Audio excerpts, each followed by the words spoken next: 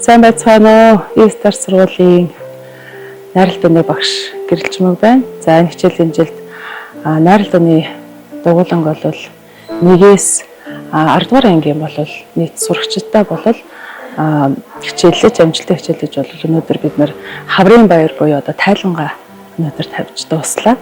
За хүүхдүүд маань өөрсдийнхөө сурсан дууг бол 2-3 хоолоогоор одоо дуулж сурсан байгаа. Ингээд 6, 7, 8, 10 дугаар ангиудад бол одоо 2 бүлгэрээ нийлээд ингээд найралтуугаа бол өнөөдөр өөрсдийнхөө сурсан эзнийг эцэг эхчүүд багш нар одоо удирдлагууд хүүхдүүдтэй бол тавилаа.